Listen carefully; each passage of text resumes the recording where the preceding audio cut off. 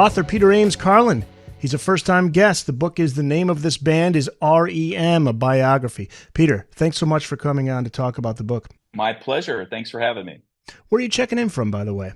I am in Seattle, Washington. Ah, Seattle. Very cool. Okay. You started working on the book at the start of COVID, spring of 2020, and you write, quote, "The ensuing months and then years of near solitude were rough, but also clarifying." Can you expand on that? And what was the process like for you writing this book? Well, at first it sort of wove in magically with the demands of COVID because starting any project, you always end up spending a lot of time just doing research on the computer and digging through archives and figuring out, what exists in terms of the published media, ordering books and doing that kind of stuff and reaching out to folks and maybe starting to do some phone or Zoom emails. And so for the first 6 or 9 months, it's just the usual sort of solitary building up of the your information base.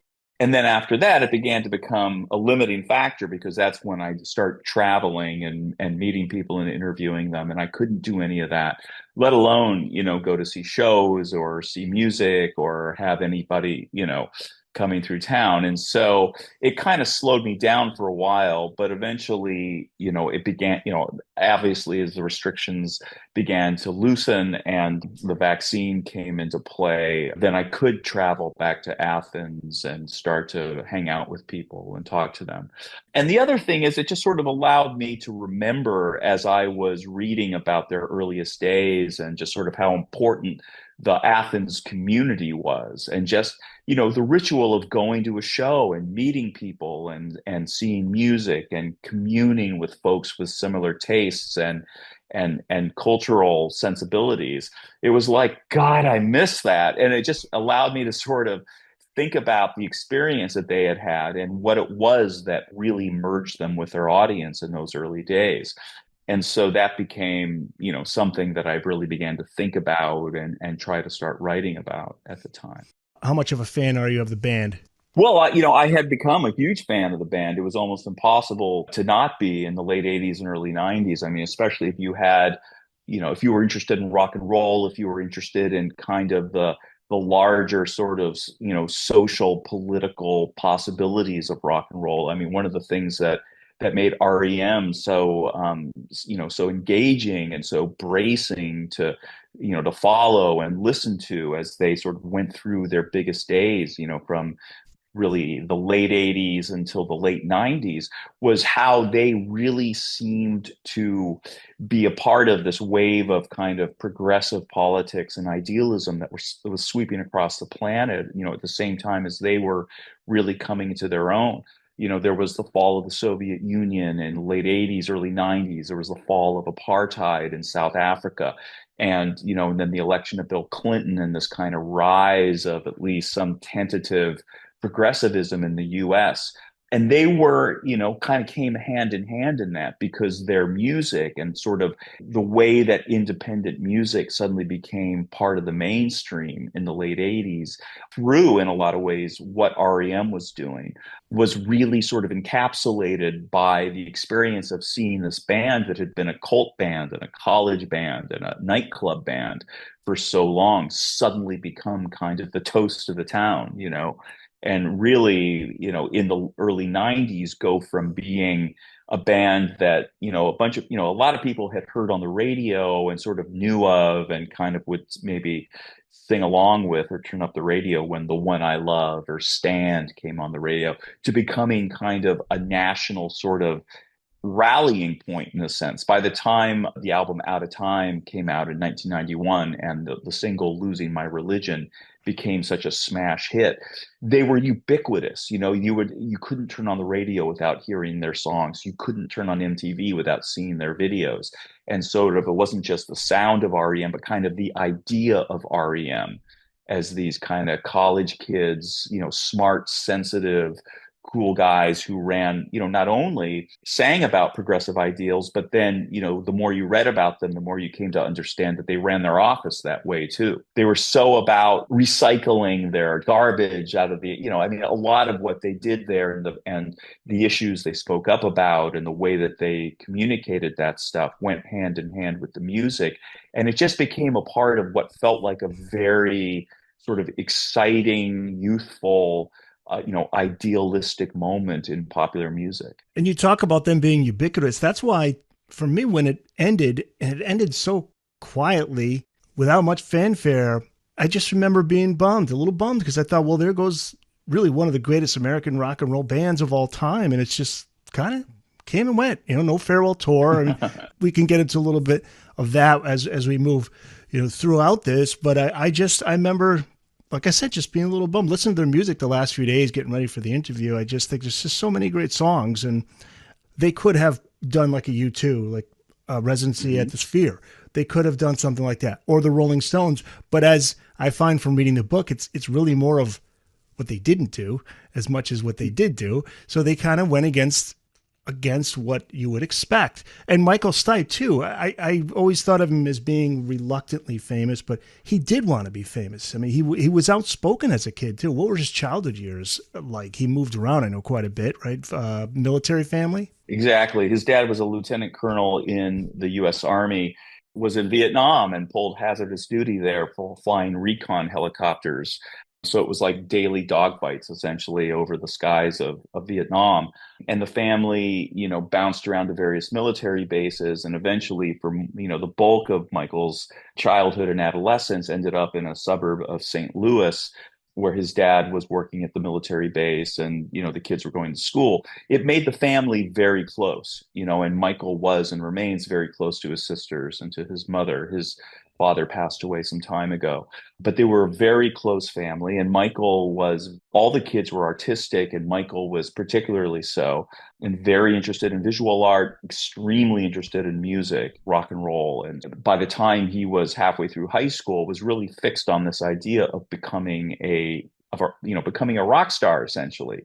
And he had a very close friend, this young woman, and they would hang out together and listen to records and dress in rock and roll singer type clothes and fantasized about this idea of which one of them was going to be in Rolling Stone first.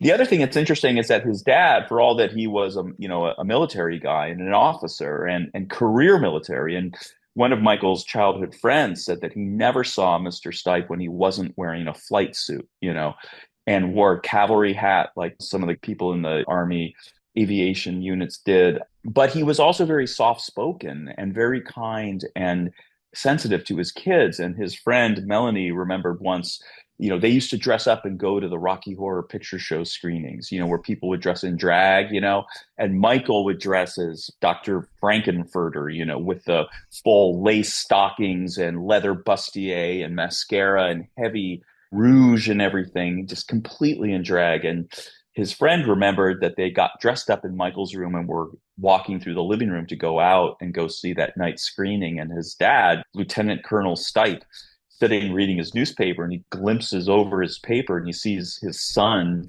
dressed as a woman walking out. And he goes, "Michael, are you going out like that?" And Michael said, "Yeah." And his dad goes, "Okay, have a good night." It's just like, great. Have fun. Whereas you would expect that the lieutenant colonel helicopter flying dad is going to freak out, but that's not how it was, and I think given that foundation of really unconditional love and support from his family, it gave him the wherewithal and the emotional foundation to become like a huge rock star without losing himself, and I think all the guys in that band had similarly supportive families and came into that high pressure career of being rock stars, and global celebrities with a sense of themselves, that allowed them to not get carried away by the dark stuff. Yeah, well, then we can get into. I mean, I always think of the lyric, "That's me in the spotlight, losing my religion." To me, that's just selling your soul, which is something they did not do. Well, that's not But we could necessarily. we could get That's into. not Michael's, and I mean that's an old Southern colloquialism, which just basically means like losing your shit. I mean, just going bananas. It's like I can't believe this. It's Yeah, like yeah, that's the feeling in that song. It's not yeah, selling out. It's just losing your sense of yourself. Like, oh my goodness. I yeah, mean, yeah, that's yeah. kind of what that's about. Yeah, that's me reading into the lyrics too much. Yeah, Patti Smith's 1975 album Horses, that was a watershed moment for Michael. What was it about that album and specifically in that song Birdland that resonated with him so much? Well, he had always been drawn toward, I mean, he had an interesting sort of paradoxical taste in music. So, as a little kid, he really loved like the Monkees and the Archies and that kind of disposable pop stuff. Like, I think he loved the sense of fun that, those kind of novelty songs or slightly novelty-esque bands could bring to music. But on the other hand, he was also drawn to art, serious art and avant-garde art. And I think, and the idea of punk music and punk music itself, and that kind of immediacy and expression and the visceral power of it really appealed to him as well. And so hearing Patti Smith and seeing how she could take really raw, visceral music and pair it to really sophisticated literary caliber poetry was really moving and influential for Michael. He completely resonated with that album the moment that he heard it and immediately began like insisting all of his friends come and listen to it. And not all of them got it on the level that he did because they were all AOR album rock kids of the mid 70s. So they're listening to all that stuff, Blue Oyster Cult and Ted Nugent and Southern Rock and all that stuff. And so Michael suddenly being into this kind of art punk songstress was like, where'd this come from? But that was hugely influential for him. Birdland was a song that he's talked about. That's one of the, sort of the epic works on that album. And it's based on, I think, a story written by, is it Eric Reich, who was the son of Wilhelm Reich, who was writing about the loss, his grief for the loss of his father, and him imagining his father coming out of, his late father appearing to him on a spaceship, and him begging his father to let him go with him on the spaceship. And when I think about the idea of a dead father coming to connect with his son and the son wishing to fly away with him, it brought to mind, certainly to me, thinking about Michael's connection to it, the fact that he had spent those years as a kid knowing that his father was flying in a helicopter in extremely dangerous airspace. And, you never know how a child internalizes that kind of risk and fear and understanding that on any given day, his dad could be killed. And so that, in my sort of perhaps amateur analyzing, it seemed like his deep connection to that song and his experience as a child sounded connected to me. He met Peter Buck at a record store. Peter was, I think, working at the record store. But you could talk about how the four guys end up meeting. Well, they were all in Athens, Georgia, which is a small college town, the home of the University of Georgia in the northeast corner of the state. And Peter had studied earlier and then dropped out of Emory University in Atlanta. He came from the suburbs of Atlanta. And the other guys, Bill and Mike, came from Macon, Georgia. And those two, the bassist and the drummer in the band, Bill Berry and Mike Mills, they'd grown up in the same neighborhood and become buddies and played in a bands together, Bill, obviously the drummer, and Mike, the bassist. And Mike was a very trained musician who could handle keyboards and guitar, but took up the bass, was really loved playing the bass. And he and Bill had a natural connection and as well as being good friends, they had a good musical connection. And they goofed around after high school in Macon for a year or so and then decided to go to school and packed up their instruments sort of with the idea that maybe they'd find some like-minded guys to jam with.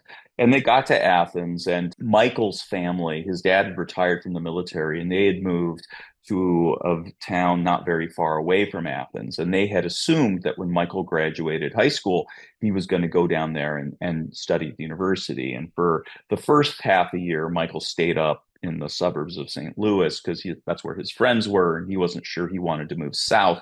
But eventually he ran out of money, so he moved back down and he started studying at the art school.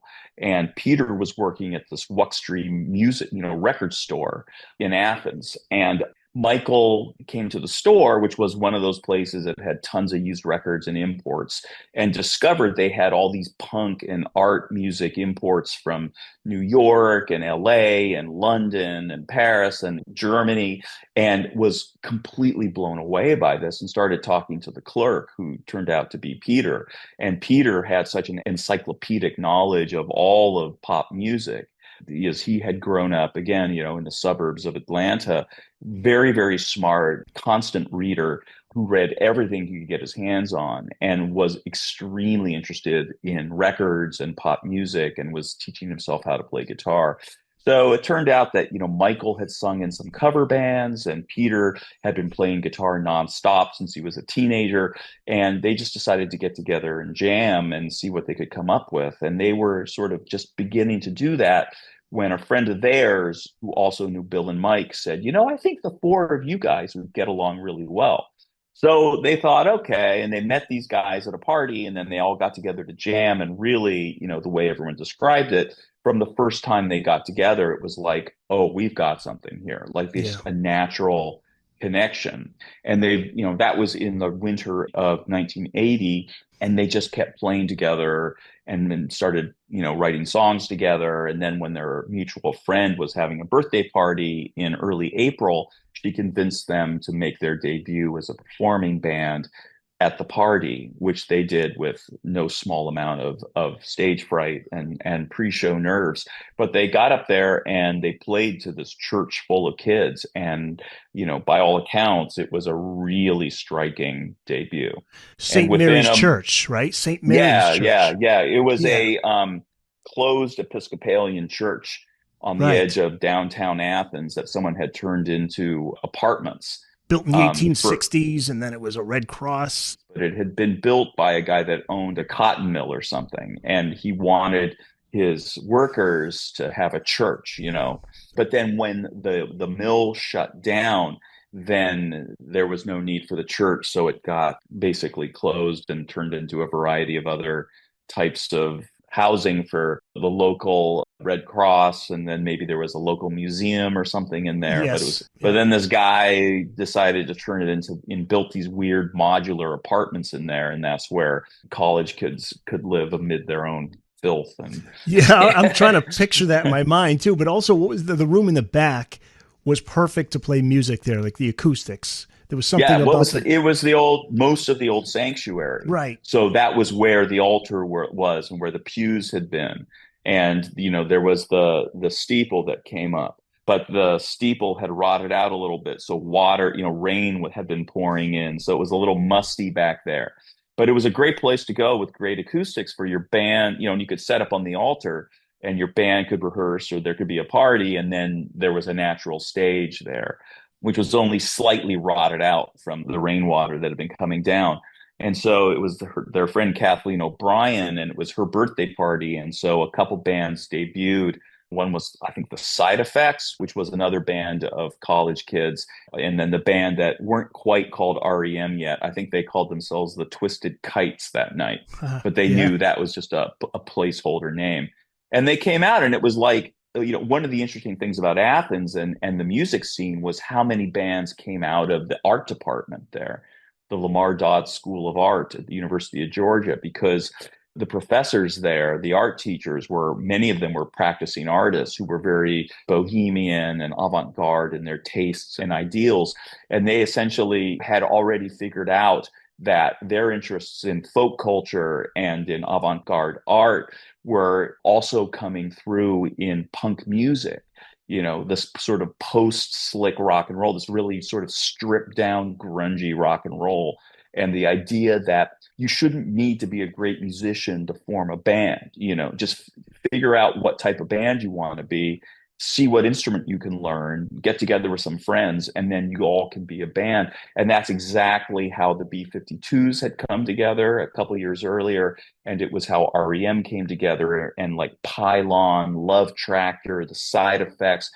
the method actors, just band after band after band, and they all sort of came up through this sense of with this sense of possibility that you could be an artist and make really artistically creative music without necessarily being like Eric Clapton on the guitar. There's a song, Gardening at Night, that's important. I think that's where all four, as far as songwriting is concerned, they all four really kind of lock in together. There was a whole very early on, I mean, really within the first few weeks of their first performance, and that spring and early summer of 1980, they began composing songs and coming up with things like Gardening at Night and Don't Go Back to Rockville, and a lot of those classic early songs. And there was a really cool sort of, the chemistry that they brought to it together with all their sort of diverse influences was really interesting. And because Peter was, I mean, he had played a lot of guitar, but he was not like schooled per se. He taught himself how to play by listening to, hearing records on the radio or playing them on the stereo and just figuring out how to play the chords. And so he came up with a very sort of unique way of playing. He did a lot of, articulated the chords, a lot of sort of hanging chords. And Mike Mills, who was the most trained of all the musicians playing bass, had a lot of room to expand on his bass lines and to come up with really melodic stuff that he could play up and down the neck of his instrument. And meanwhile, Michael was, an unschooled poet, but obviously had a really strong sense of the possibilities of lyric writing and liked to write in a very kind of abstract, kind of impressionistic way, and created these lyrics that were very, even though, if you wrote the lyrics down, the sentences might not parse, in the sense of declarative sentences. There was the language that he used. He was very conscious of the texture of the language. He was very conscious with how words fit together and how syllables worked, especially since they mixed the vocals so low at first and really had this idea that the vocal should be just another texture in the music. It's just another instrument, just like the guitar and the bass and the drums. Once you could work out what he was saying, which you would have to do on your own because they also wouldn't ever publish lyric sheets at first. You had to really, he left a lot of room for interpretation in his lyrics. Let's put it that way. Gardening at Night, it's never where. And you say, where yeah, exactly? Yeah, exactly. It's like, it's not, and it's just kind of like, a lot of what he says in those, particularly in those early lyrics, are almost like half statements and weird images that kind of come rattling out that don't necessarily make literal sense. But when you think about them in the context of the feeling of the music, you sort of begin to intuit things about what he's saying. It resonates with the fact that the band was called R.E.M, which stands for Rapid Eye Movement, which describes the level of sleep where your subconscious is most active and you're dreaming and you're having that, living in that kind of dream reality. And you could say, like, well, that's obvious because their songs were so dreamy. But, Michael has always insisted that he had no idea what it meant when he pulled it out of the dictionary. He just liked the fact that there were initials and that they had periods between them. And it just seemed unique to him and also impossible to pigeonhole as a band name, which is why they fixed on it and stuck with it. He had to have been a big reader, or is, I'm sure, still, like Peter, right? Well, to a certain extent, yeah. I mean, I'm sure. I mean, Michael's a very intelligent guy, and he's very, he's very sophisticated. But I don't know. But I mean, I don't know that anyone reads as much as Peter Buck does. Yeah. I mean, you talk about guy. I mean, he's constantly never without a book. I mean, and kids that he went to high school with talk about like, well, he'd be in class just bored out of his wits because the teachers were idiots, and so he would sit there with his own book, sort of in the textbook, and just be reading whatever he brought with him. But he was one of these guys that didn't have to pay attention in class, but in order to ace the test. And at the spring of his senior year, there was a rumor that started, which may or may not be true. Peter swears it isn't, that he had the highest SAT scores of anyone in Georgia that year. Yeah. Peter says, no, that's nonsense. That's not true. but just the fact that people believed it sort of tells you something about how smart that kid was. But one thing he did work hard at was the guitar. Right, you talked about he was practicing very hard constantly. Yeah, it made it look easy, but when you work really hard at something, it looks effortless, right? But there's an inverse proportional relationship between the amount of labor you put into something and how easy it looks, after you've achieved it. So he was very interested in learning how to play, these very sort of complicated chords and lines, and coming up with distinctive ways to play. So he's not the guy that's going to improvise a big solo, I mean, he's not a rock guitarist in the way that like your Eric Clapton or your, Jeff Beck or the Eddie Van Halen were. He has his own, and not because he can't do it, he just doesn't care to. I'm sure he, when you think about the moments in the R.E.M. catalog where he's playing a guitar solo, like in the One I Love, say, it's four notes, and but it's a minimalism that is so powerful. More notes than that, I think would be worse. And so it was the fact that the way they put their instruments together was so distinctive from how other bands did it. And to an extent, they used their actual, to some extent, limitations and turned them into huge assets just by being so distinctive. Now, they could have signed to RCA, but they favored IRS and they ended up signing with them. Talk about why they ended up going with them instead of RCA or any other label. The RCA deal, I think, was super tentative. It was a real lowball type of thing. And it was even like, well, you can make an EP and we'll see how that does. And if that does well, then we'll pick up this option and you can make, an album or two or something like that. Whereas IRS, which was an indie label, though it was an indie label with pretty big, that already had hits, I think with the Go-Go's by then and one or two others. In a sense, it was like they signed a smaller deal. They negotiated smaller advances in exchange for more artistic control.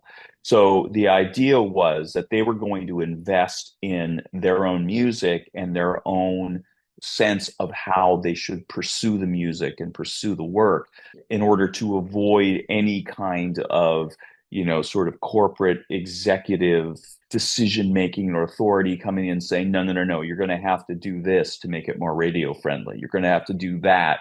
You're going to have to make this video this exact way.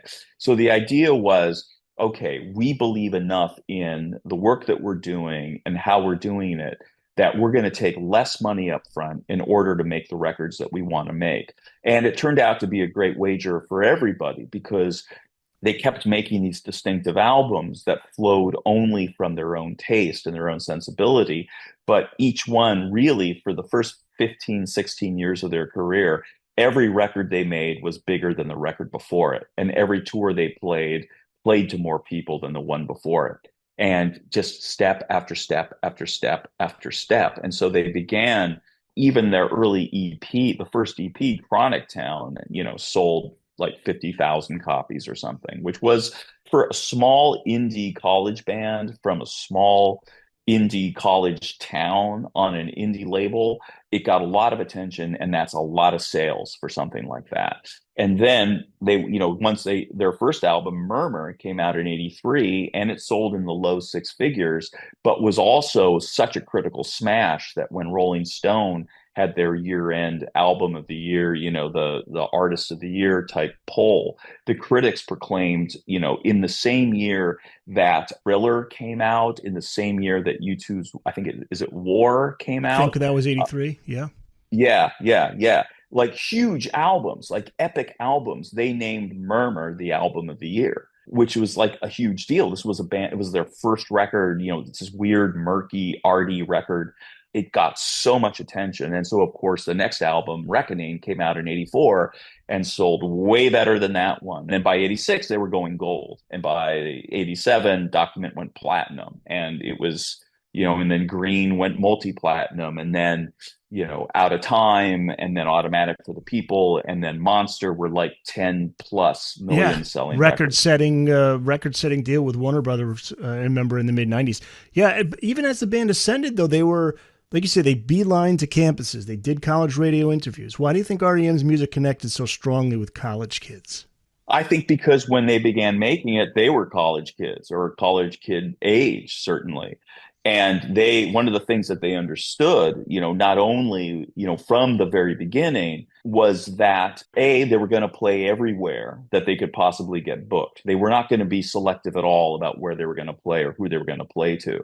So from the beginning, they were kids who were clearly not frat guys. They were not that type of guys, but they would play fraternity parties. They would play sorority parties. They would play pizza parlors. They would play gay bars. They would play anywhere that had a new wave night, go in there, play their songs, start to meet people.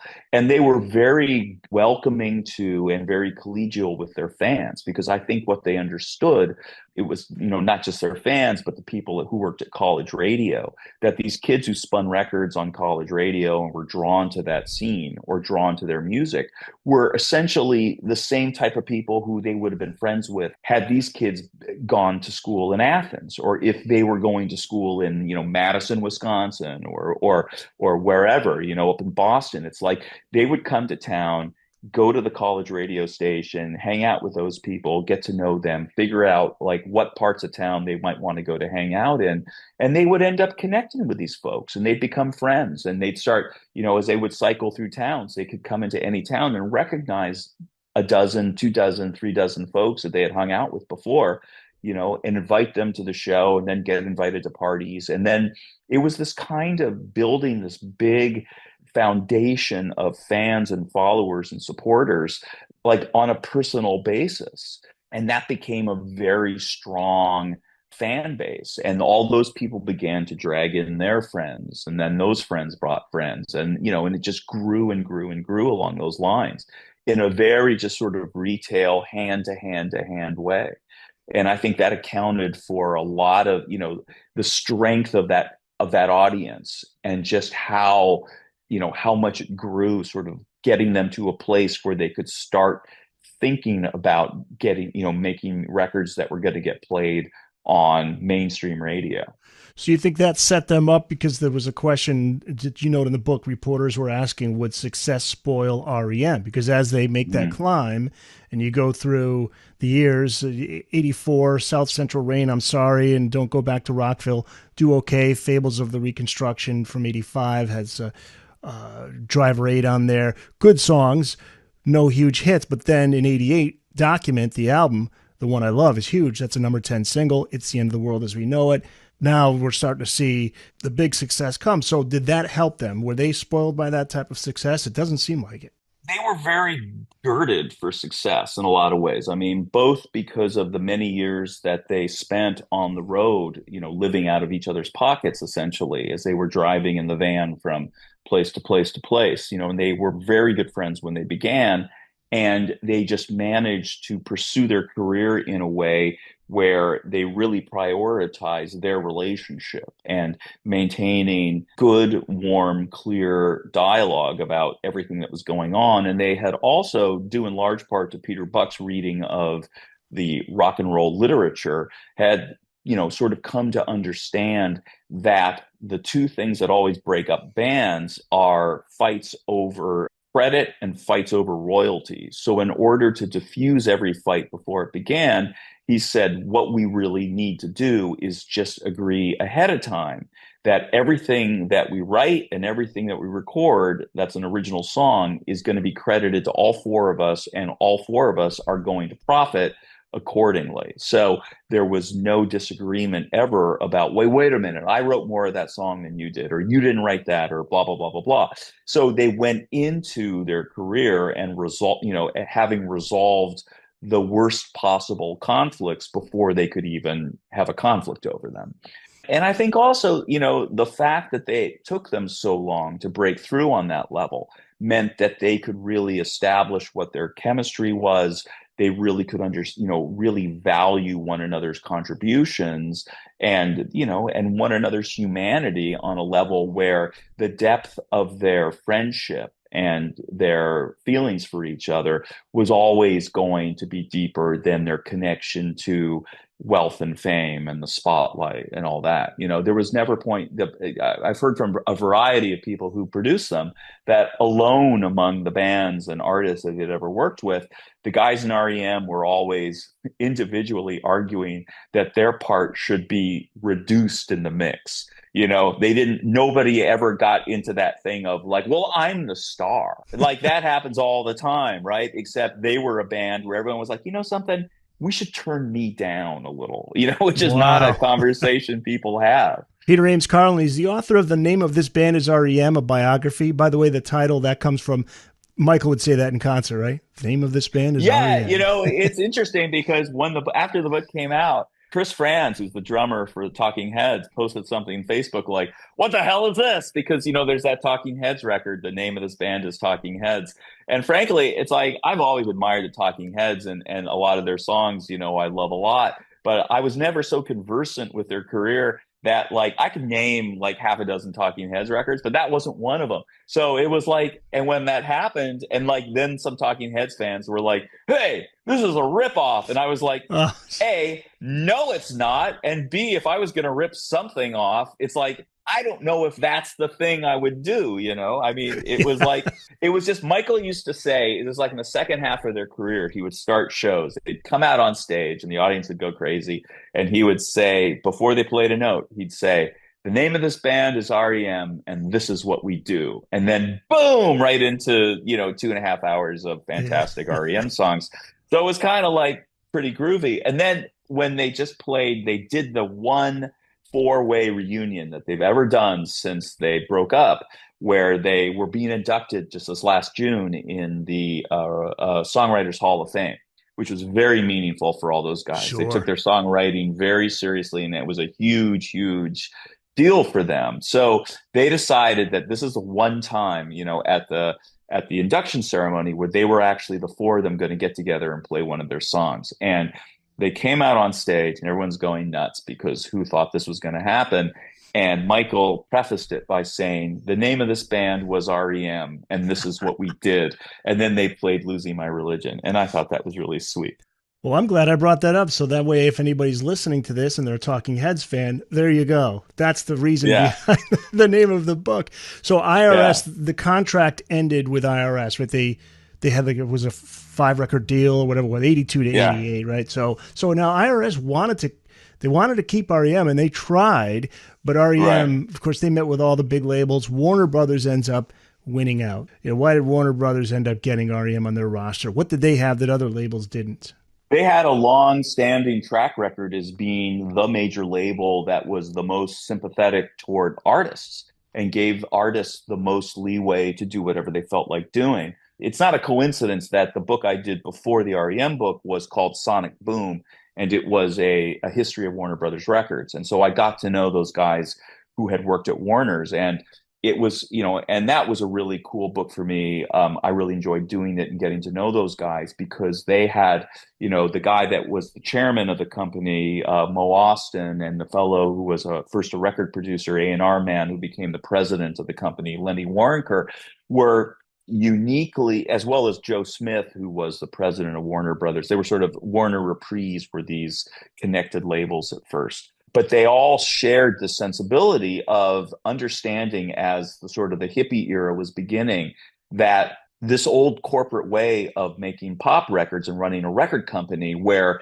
essentially there was this understanding that this is disposable music for teeny boppers and it didn't necessarily need to be good, it just needed to be flashy, and to that was ending, and that what was happening was that music was becoming, rock and roll music was becoming more artistic and more substantive, and in order to follow where the audience was they knew was going to go, they signed all these weird edgy artists like Joni Mitchell and Van Morrison and Jimi Hendrix and the Grateful Dead and Neil Young, and said, make the records that you want to make, because we're executives, like what what your audience is going to want because that's what you want. And so they just gave these artists the as much room as they needed to make whatever records they wanted to make.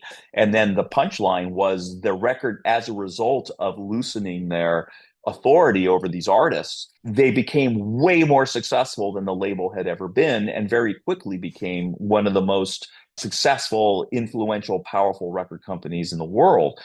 And one of the things they developed along the way was this incredibly powerful distribution network that had distribution all around the world. And one of the things that IRS lacked, even though they had hit records, was a strong distribution network overseas. And REM would get very frustrated in the 80s because they would go tour and go play these major cities in Europe and like play to these small audiences because they would go to the record stores and they couldn't find their own records, because IRS was having a hard time getting them placed in all these stores and doing the publicity and all that stuff that was important. And so, along with being, sophisticated individualistic artists, they also wanted their music to be heard.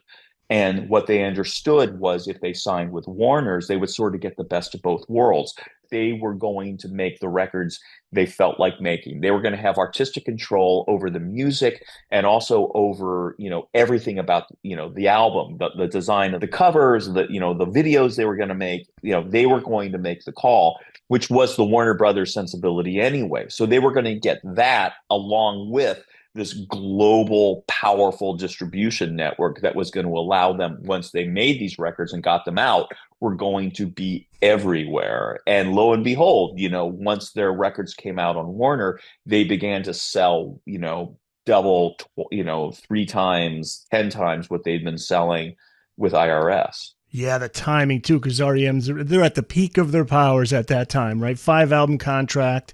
That's the deal that they get with Warner Brothers, and boy, they gave them their money's worth. A phenomenal run, just to well, run they signed 2 deals with Warner's. I think the first one was estimated to be somewhere between like $8 and $10 million for, and that's, and even then, you're talking in some ways about, their aspirational figures. It's like you could make as much as this if you hit these sales figures. If your record sells X number, then you could make this much. And it became even more when they re-signed with them in, I think, 96. Was it 96? I was going to say 96 or 96. 97. Yeah, I think it was Right. 96. That was the And that, record-setting deal. That was yeah, they made that like the was Guinness like book or whatever. 80 million or, Yeah. rumored or written, estimated to be about $80 million. But again, that depends on hitting certain sales numbers. I mean, it was going to be, no matter what, it was going to be a lot of money. But on the other hand, they had earned a ton of money. I mean, the 8 or 10 million that they were paid, and whatever the advances for the first 5 records was dwarfed by the amount of income that they made off of back to back to back, 10 million plus selling albums. Can imagine. Yeah, it was Green in 1988. 91 Out of Time, 92 Automatic for the People, 94 Monster, and then the next was 96's New Adventures in Hi-Fi. That and right, and New Mhm. Adventures was seen as a disappointment because it only sold that. like 3 million copies, which was like, it's sort of like it's like that's an it's interesting kind of a because now a lot of fans say that's their best. A lot of people that interesting that album. I got to go back and listen to it again because I admit I didn't connect with as much as the others, but I was just listening to some of the songs the other day and it's really good stuff. They kind of went in a different direction, tried some different things. Yeah. That was their last with Bill Berry, who left the band amicably the following year. The band members say that's REM at their peak. Do you agree?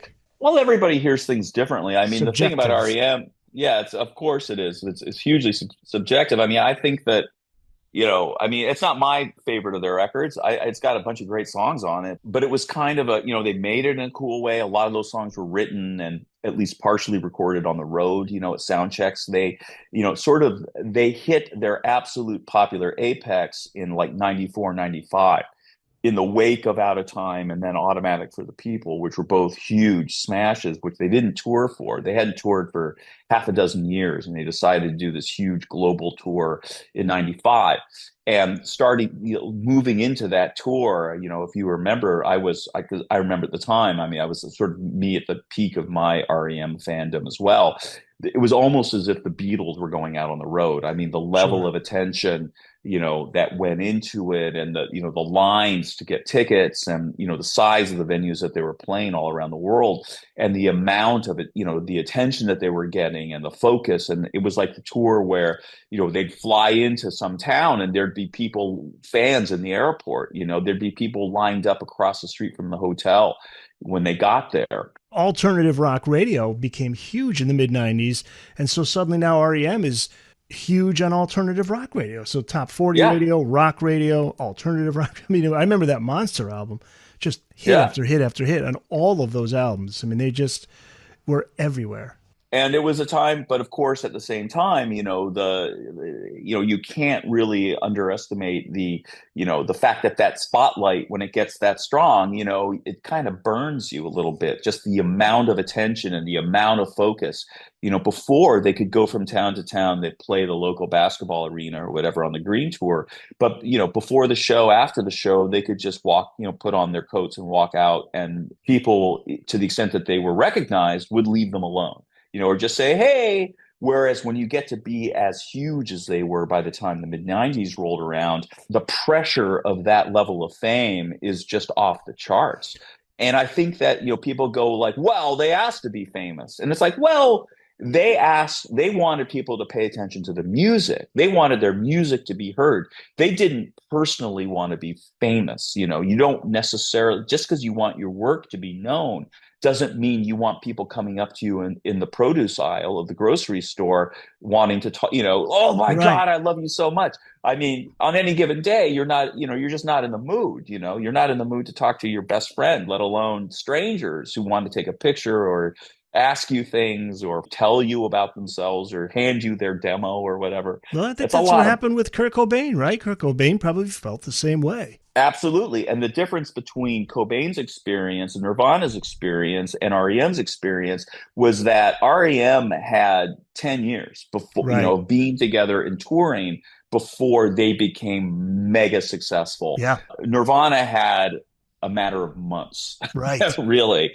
Can't, the time between when they were just playing mossy basement clubs around Olympia and Seattle and being at the absolute top of the heap was 20 months. Was Insane. it that much? It was their first major label record that just Insane. exploded. And it wasn't just one top 10 hit.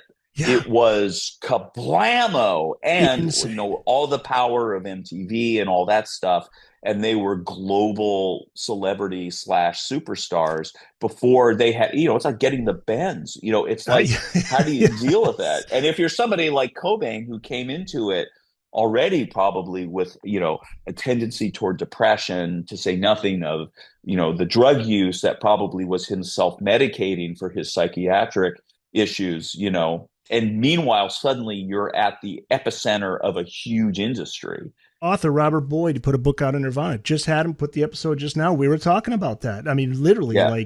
like in September of '91, they're playing basements, like cellar basements, where the ceiling's hitting their heads. It's so small. And then 2 months later, it's like Right. everywhere. So yeah, you're right. REM had that time to build up to, and I think they might have even been in their 30s by the time those albums really hit big for REM. Michael was in his late 20s by the Okay. time they began Okay. to have like hit singles and stuff, and the other guys were a little bit older. But by the time you get to be that age, I mean, in your late 20s, you've been around for a while, and they've been touring, and they had gotten to know. I mean, to the extent that Michael ever had an existential crisis over becoming famous, what would have been in '85 when Fables of the Reconstruction came out, or they were making it at first, and then it was coming out, and you can kind of see he's talked about going through this period of depression and feeling really unsure of what he was doing or why he was doing it and why these people were looking at him like that and why people were, and you can sort of see this interesting process that he goes through between like the early spring of 85, and he's wearing dark glasses and a heavy overcoat on stage. And he's got this big floppy hat.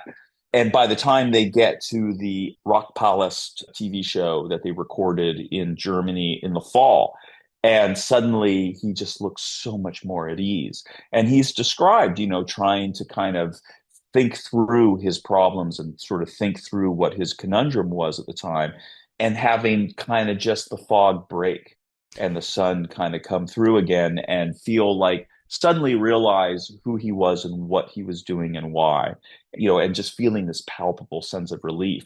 And by the time you start seeing, the videos from that show, that German TV show, it's like suddenly he's, and then by the time 86, 87 and beyond, you see him, the clips of them on stage. And this guy is so magnetic and such a powerful performer. It's unbelievable. Did you hear the interview he did with Rick Rubin, Broken Record podcast? It was a year or two ago, just kind of out of nowhere. And I was so looking forward to it. It was a great interview. But one of the things he talks about in there, how he loves his life now because he's been out of the spotlight so long. He can go on the street. He can go to the store. Not everybody's going to recognize him. But the thing about Michael is that he was one of those guys who knew how to, even during the Monster Tour, the way he got his exercise during the day was he would just put on a hat and pull it low over his eyes and just walk out of the hotel and take a walk around town.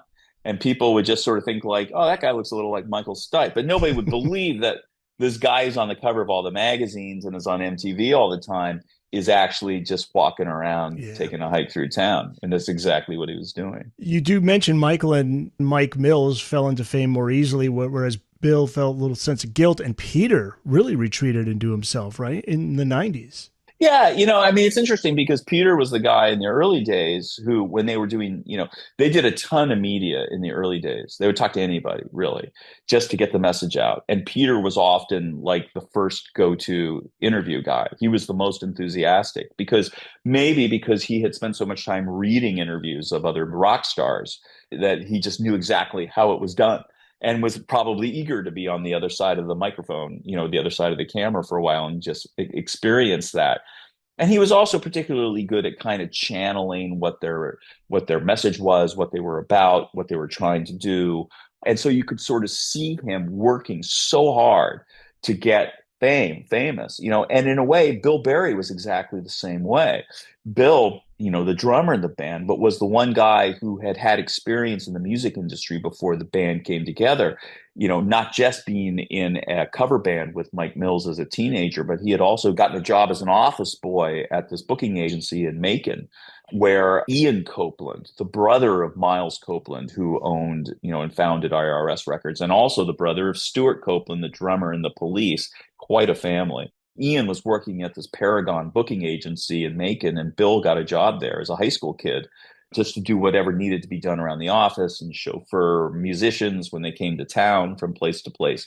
But he was, when they first began to come together in that, in that church in 1980, and then think about playing shows elsewhere, he went back to Paragon and talked to his old friends who worked there and came away with a list of like all these different clubs in the Southeast, the names of the bookers, and knew exactly how you get a show at these clubs all over the place. And so could go very quickly from being a basement band playing parties for their friends to being a working professional band because he knew what the requirements were.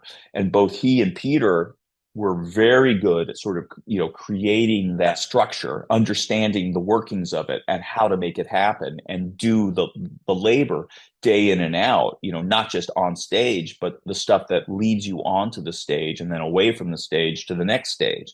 But both of them were the ones who, as the band became bigger and more successful, felt most alienated from that experience. And I think Bill's problem was he loved the music, he loved playing music, he loved making records and writing and playing with his friends. But what he didn't love was every other aspect. Didn't like the travel, didn't like the interviews, didn't like the photo shoots, the video shoots, all that stuff. Peter, I think, just got exhausted. And I think that he, having achieved the great ambition in his life, to become a famous working, musician and rock star. Once he got there, he realized like, this is actually kind of or like we went too far. This is becoming a drag. It's like all this other stuff. And so Bill suffered this incredible thing of, in that tour in Europe when they were playing Lausanne, Switzerland in The March aneurysm. of 1995, had an aneurysm on stage. So it's kind of like if you're thinking of it in over dramatic figurative terms, the man's head exploded on Oh, stage, while they're at the peak of their fame, in the middle of a show, and had to be taken off stage and then eventually to a hospital where, luck being what it was and good fortune, it turned out, it was the hospital where the world's most sophisticated brain surgeons worked. And they figured out very quickly he'd had this aneurysm, and they knew exactly how to treat it because they had just developed a new way of healing these things. And so he went from this extremely terrifying, life-threatening thing to had it fixed and rested up for 6 weeks and was back on the road and played the rest of the tour. yeah. Uh, They recorded one more album, but you break it down in the book. He actually finished the song "Man on the Moon" when that yeah, happened. I yeah, mean, it's in, yeah. then he's keeling over, and the guys are in the band are like, well, I mean, at first they weren't sure what was up, but then they realized, yeah, something's up. But yeah, that did. I always thought that he left the band for health concerns, as a result of the aneurysm. But it's really more of like some feel that kind of just that scared him. Like I'm not going back. Well, yeah. Well, I mean, there are a lot of Or interpretations. Like, was there a physical result? Like, did it rewire his brain in some right. ways? Or is he just Possibly. reassessing life? Just saying Yeah, like, and do I there's want to? that too. It's kind of like he'd always been more of a homebody, and he was very drawn to the idea of just living on a farm and working on a farm. And I think by that point, he'd been in this band for 14, 15 years, 16 years, 17 years, and they had made a ton of money. I mean, and I think it's like, man, I've traveled around the world multiple times. I've played all these shows, I've made all these records. What else is there to do other than to repeat ourselves? And it feels dangerous out there, and I don't like it. It's like I want this band to continue because I love my friends and I love the music that they make, and I don't want them to stop. But I just don't feel like I can be a part of it because I don't enjoy it anymore. It's like And this whole became process. a farmer. When became a farmer. Yes, he did, and he hangs out and he plays music with his friends, and he's got a whole setup in his basement, and he hangs out around Athens, and he does that. I mean, it's interesting to see that they, all four guys in the wake of REM just kind of went back to doing what they always really wanted to do. Michael is super involved in visual art, making photographs, going around the world to to see art exhibits and hang out, and he has a really active and fun Instagram account where he posts photos that he makes around various places that he goes, sees music, sees theater, sees art. Great life. Peter Buck lives in Portland, where I was living until recently, with Scott McCoy, who was the sort of REM's utility musician for the second half of their career. And those guys are like peas in a pod. They co-produce records, and he just plays shows. He just plays in bars. Yeah, didn't Peter start his own band? Form Oh, his he's own band? Peter and Scott have started half a dozen bands at least. Okay. Yeah, Peter's Yeah. and they're always they just go from band to band. I mean, Scott's band, the Minus Five, like Peter's a key member of that. It's kind of a conceptual band. It's whoever's around. Peter's often playing bass or second guitar. There's an array of other bands that they have. They produce records for people. So everyone from Alejandro Escovedo to the Jayhawks and when those people come through town sometimes, or if they're going to go on the road, he'll play, they'll just join the band and go tour around. And he spent this fall, and maybe he'll be there for the winter down in Brazil playing with this guy, and he was telling me like, this guy's like the greatest in the world now. So he's producing this guy's records and playing in his band in South America. And Mike Mills is just kind of this gentleman golfer. He plays music, and works with a friend of his that he grew up with who's a classical violinist, and they do these kind of quasi classical things and do all kinds of things in and around Georgia. Sounds like they're all And happy. and yeah, and Mike and Peter and Scott and a bunch of other people are in this band called the Baseball Project, and they just do concept albums about baseball and then tour around during the summer, and play in minor league parks and or Hey, whatever. And they're yeah, financially set.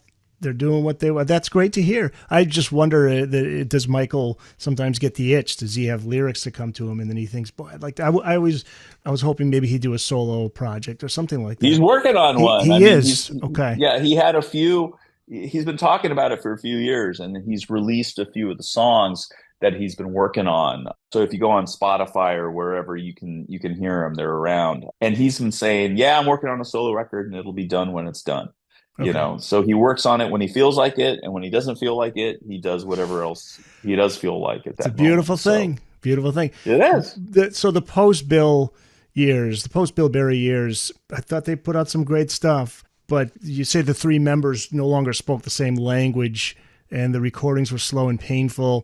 Those last five albums, Up, Reveal, Around the Sun, Accelerate, Collapse into Now, they sold below expectations. How much do you feel that had to do with Bill's absence, or maybe it was just, they hit their 40s into their 50s and maybe I think it's natural hard course? for, yeah, I mean, careers kind of go like that, especially in pop music. It's kind of, especially in a band, which is about chemistry and about sort of everybody being on the same page and being drawn to the same type of stuff. So when Bill left in 97, I think they were just starting work on their next record, which was eventually Up. It came out, was it in 98, I guess. Bill leaving the band and urging them to stay together, they had to relearn how to be a band because they're used to this four man kind of chemistry and how their various skills and talents kind of wove together.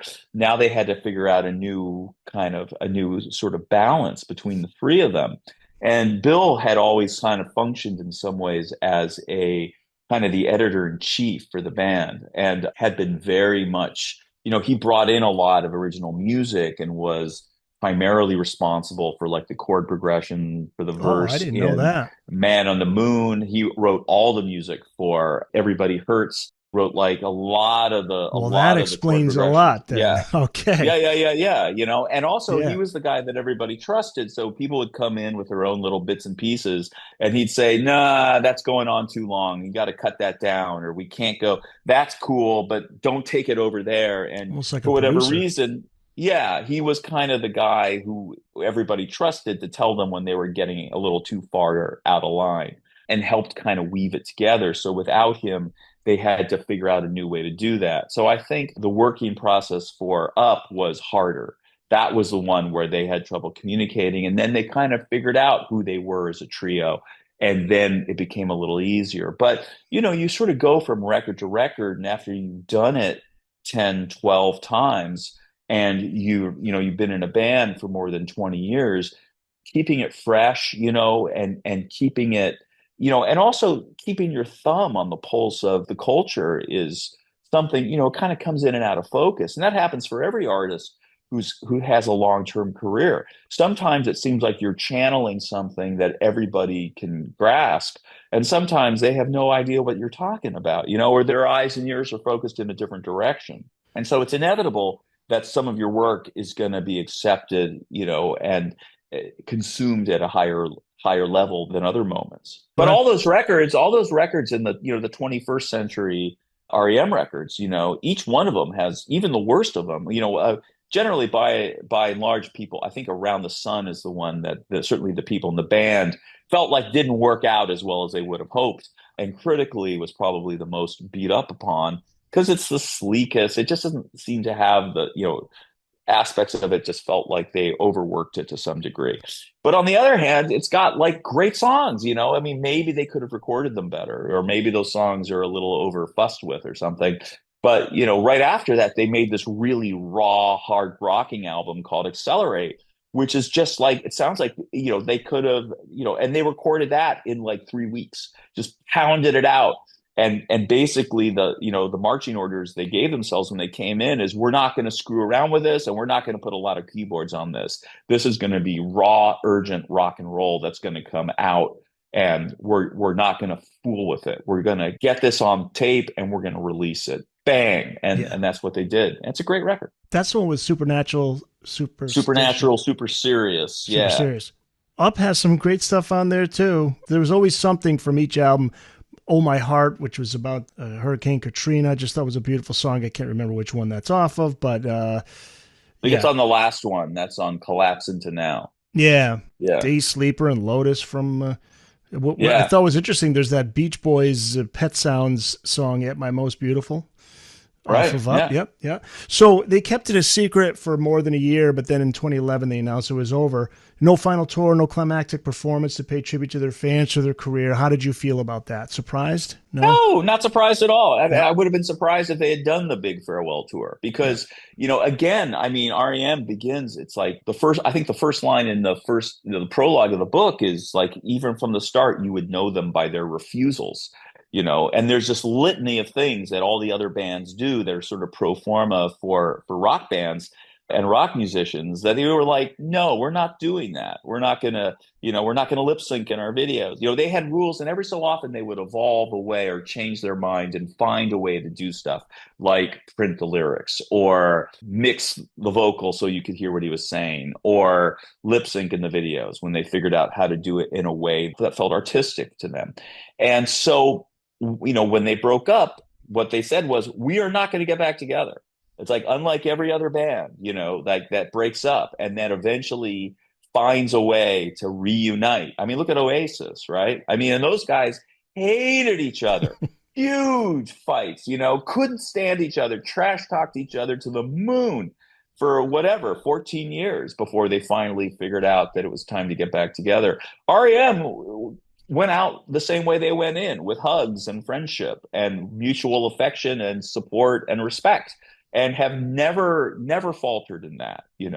And yet, so you'd think that a band that was that closely allied artistically and personally, even if they'd gotten to the end of what felt like, the natural lifespan of their collaboration, that at some point 10, 15 years later, they'd go, you know what? It'd be fun, and like, plus also every year, they get a different crop of hugely lucrative reunion offers.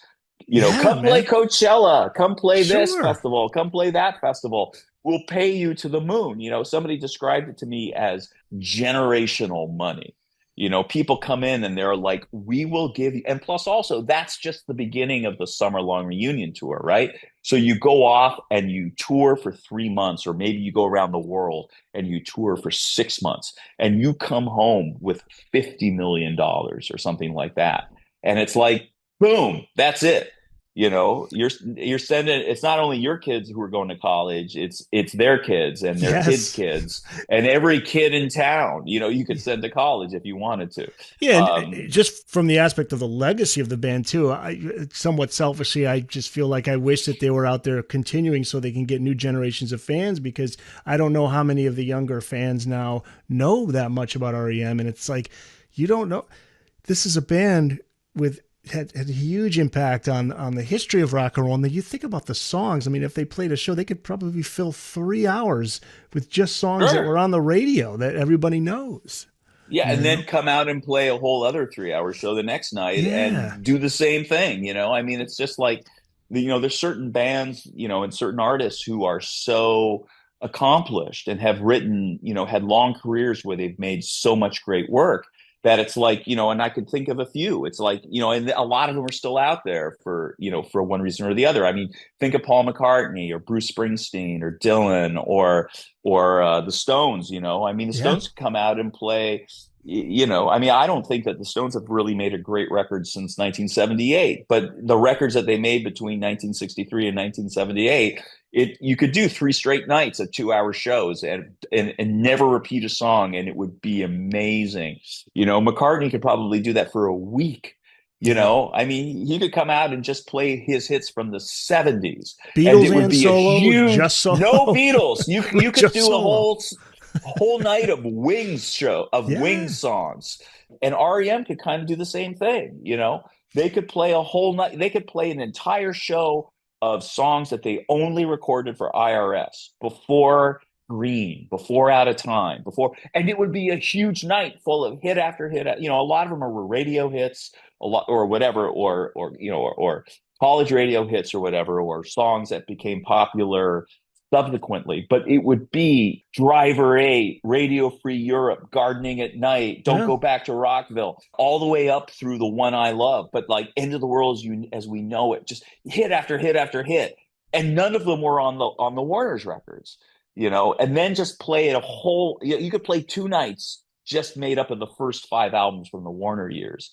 And then they could play a whole night of original songs from starting with the post Bill Berry years. And that's a whole other night of great songs that were, and a lot of those, they weren't hits in the US, but a lot of those songs off of Up and off of Reveal were smash hits in England. It's like if you go and you listen to the Glastonbury show that they played in 99, that was on the Up tour. It's fascinating for a couple of reasons. One of them is that a lot of those songs that were super electronic on Up and maybe harder for, your baseline REM fan to grasp, when they were playing them on stage with a more guitar dominated lineup, it was like, oh, these are just great rock and roll songs. Like underneath the synthesizers and the layers of electronica whooshing and whirring and mediated voices, it's like this is just a kick-ass rock and roll song.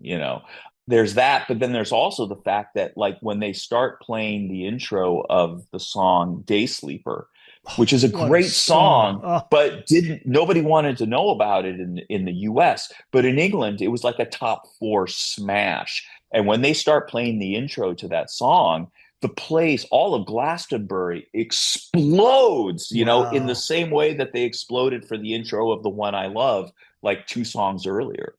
So it's just like, oh, it's like where you were at the time. They had, even in the first decade of the 21st century, when they were, it was really hard for them to get on the radio, mainstream radio in the US suddenly. It's just hit after hit after hit after hit overseas. Imitation of Life, right? Imitate Great All the Way to song. Reno is one of my favorite REM songs. Those are Sure. two right there from Reveal.